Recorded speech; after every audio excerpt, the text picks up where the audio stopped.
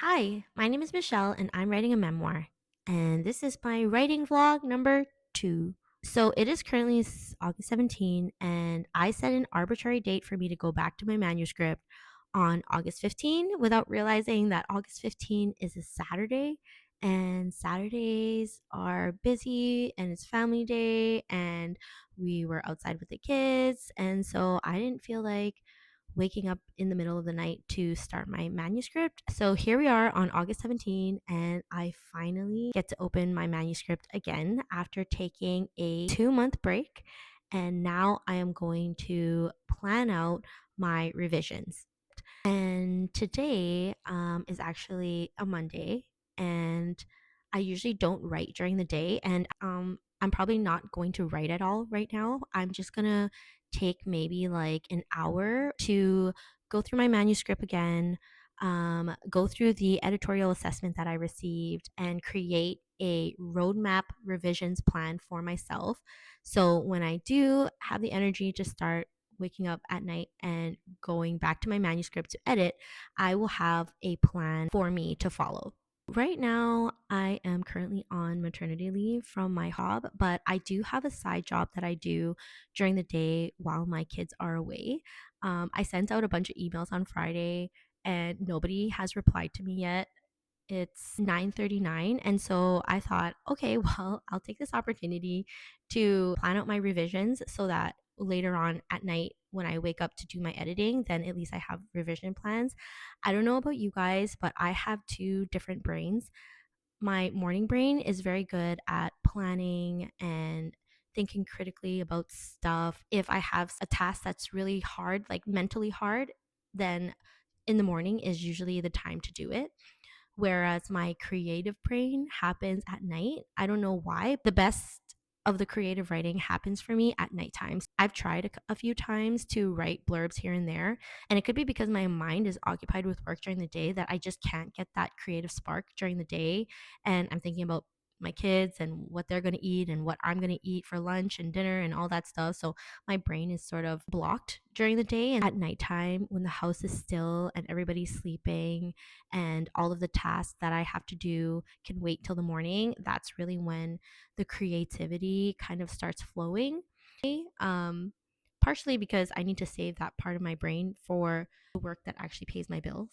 But today, because I have a little bit of a gap in this side job of mine, I could spend some time working on my manuscript because the due date for that was August 15 and now it's August 17. And so I'm a little late. I should at least go back to my manuscript so that it doesn't die on the desktop. If I'm actually being honest, when I was writing my first draft, I couldn't get away from my manuscript. Every single bit of free time that I had was dedicated to my manuscript, and I kept wanting to write. And same thing with the second and third draft through revisions. But after this break, I can be honest that I'm not super excited to go back to writing just because I feel like the first couple drafts was just me mind pouring, freely writing. And now, with the fourth draft, going into the fourth draft now, it will require a lot of mental energy. It's not easy to just take your draft, read somebody else's feedback, and try to incorporate that without actually spending a lot of mental energy. I hope that once I get my revision plan in place and once I implement some of those things into my manuscript, and then with my fifth revision, I hope that creative energy will come back and I'll have that fire of writing back. But right now, it sort of feels like work, but I'm going to push through because this is my project and I promised myself I would see it through to the end. And so that's what we're going to do. So take a sip of my coffee. Now, what I'm going to do is I am going to go through the outline of my manuscript because I don't want to go through and read the whole entire manuscript. I haven't touched it, read it, edited it, anything for 2 months. So there might be some surprises in there, things that I've forgotten that I wrote. But To save myself time, I'm just going to refresh my memory by just skimming through the outline of my book. Then I will go back to the editorial assessment and kind of refresh my memory about that. Then I'll brainstorm all the things that I need to do, all the tasks, and then I will order the tasks in order of priority. So that's what we're going to do right now.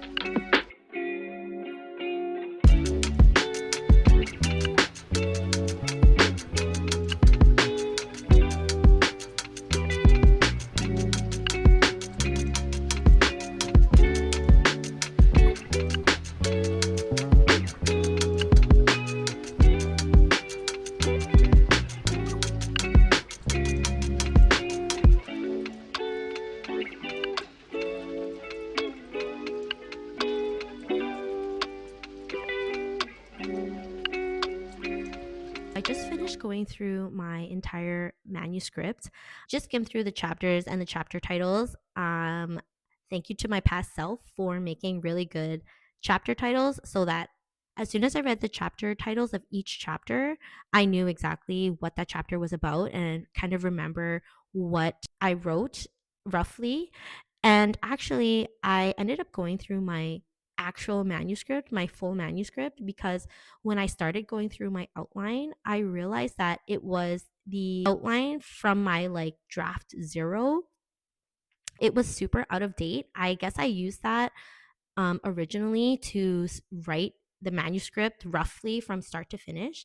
And so the first thing I noticed when I opened that outline was that the first chapter isn't actually my first chapter anymore. And then there was chapters in between, especially at the end, that got changed that were no longer matching the one that is actually in my manuscript. So what I did was I went through my entire manuscript and wrote down the outline of all the chapters on a piece of paper. I'm actually trying this new technique where I am writing things down pen to paper because I've heard it helps with thinking. I kind of like it. I kind of like that I had my laptop open and I was able to scroll through my laptop and then write things down instead of having two screens on the laptop to scroll on one side and then type the outline out again on the other side. So yeah, I think going forward, I'll probably use that technique more because I feel like now I have my book in like 2 pages and I could see a general overview of it. And already I can see that taking 2 months break away from my manuscripts, I am definitely looking at my work with fresh eyes. I can already see myself identifying some of the gaps in my story, places that need more fluffing out. I have a problem with underwriting versus overwriting. I just want to be clear and concise, but I could probably add more depth into my story, especially since I've been analyzing some of the memoirs that I've read this past year more deeply. If you want to see some of those analytic videos, you can go to my channel and I've uploaded some already.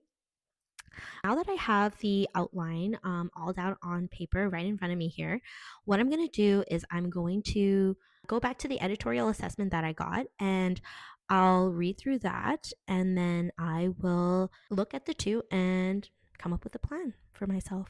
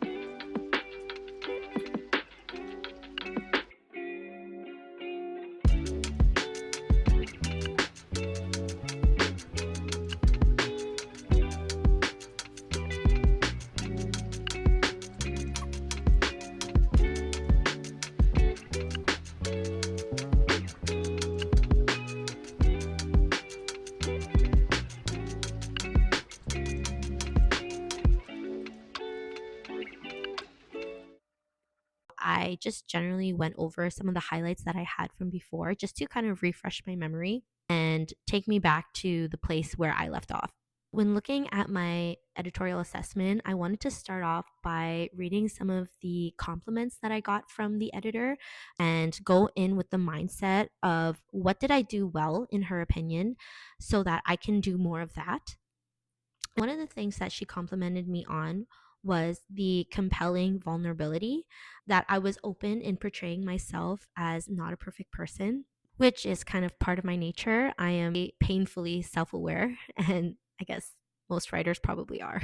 The editor also complimented me on being able to articulate what it feels like to go through something, to feel something. And in her words, that's the ability to make readers feel less alone. And if that's something that I can achieve, that people can relate to my story in a way that reflects themselves or makes them think about themselves in a different way or makes them see situations in a different way, I would have achieved the greatest thing.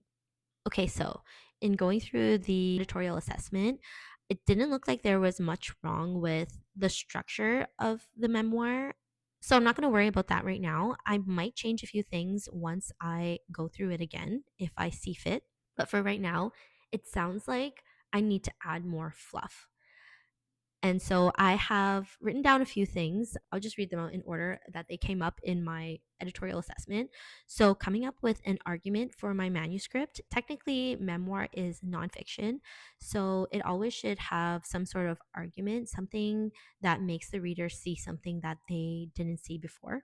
The human experience. And so I've been thinking about this a lot while I was taking a break from my manuscript and really thinking about the human experience that my story can highlight. And I've been sort of leaning towards gender roles as it relates to motherhood and working in the modern society, gender roles that have been passed down from previous generations, and whether that's sustainable in our modern society or if things have to change.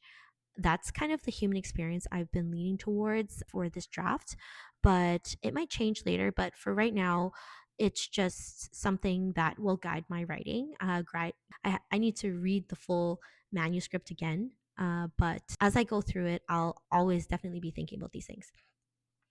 So another thing is descriptions.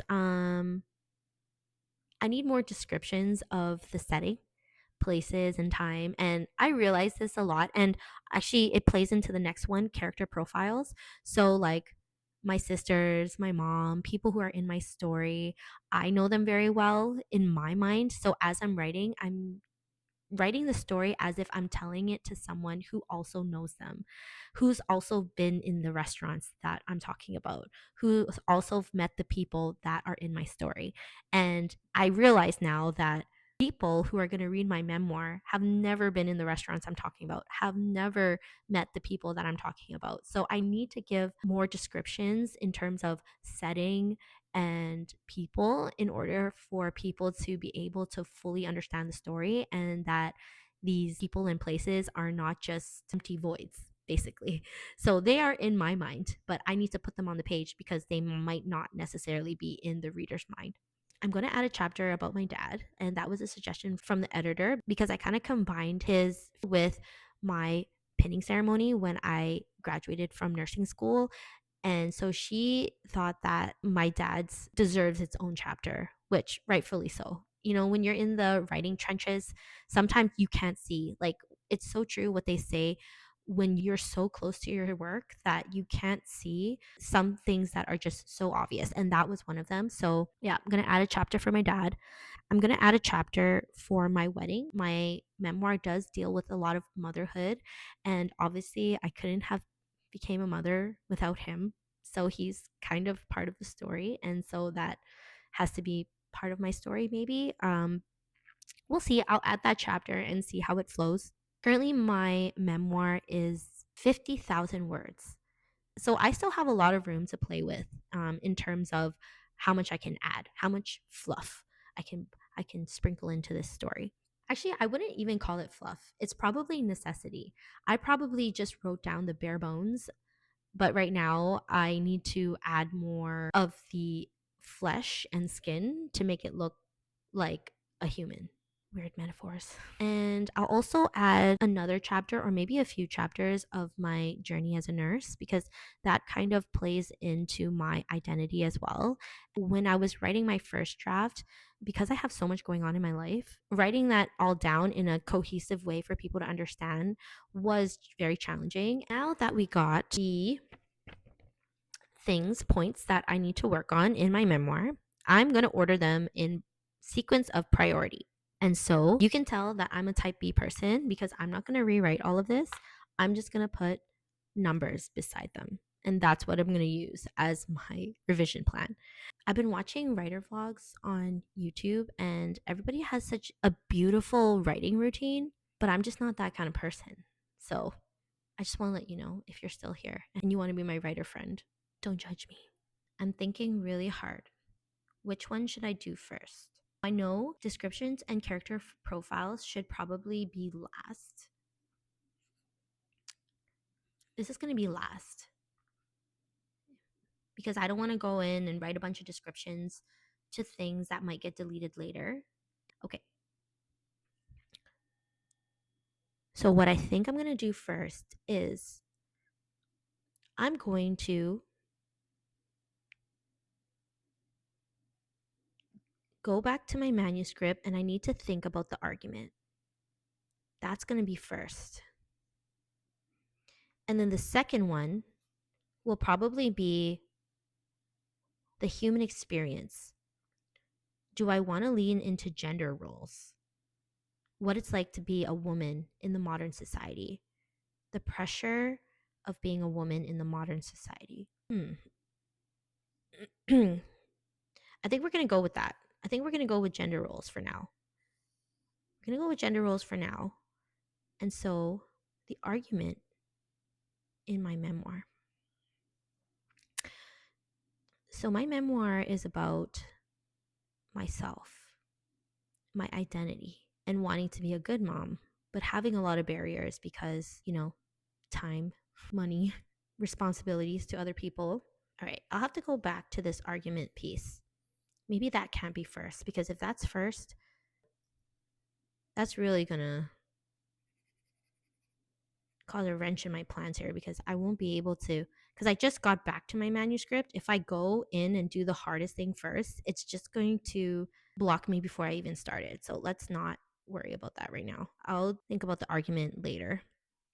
Let's do something easier. Maybe I'll do my dad's chapter first. No, now it's second because the human experience will be first. And then I'll do the wedding chapter third. And then I'll do the nursing chapter fourth. And then I'll do the argument fifth. And then last will be the descriptions. So that will be number 6. I think that's what I'm going to do.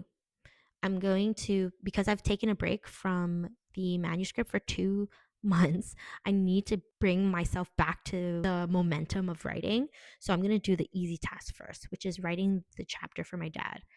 That will get me back in the manuscript. I've got to read through it again to add that chapter in seamlessly.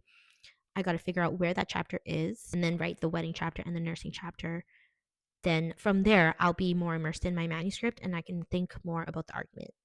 Because even though it would help me to think about my argument first before I go back and write more chapters, right now, just coming in to do such a mentally taxing task right off the hop is going to make me dread going back to my manuscript and not want to do it. And that's not what I need for myself right now. So that's what we're going to do. Would you look at the aesthetic of that revision plan? That is it for my writing vlog number 2. This is my revision plans for draft number 4 of my manuscript. And I'm actually kind of excited to get back into it now. And in my next writer's vlog, you'll probably see me at 2 a.m. in the morning in my office. If you're still here right now, thanks for watching, and I'll see you next time. Bye-bye.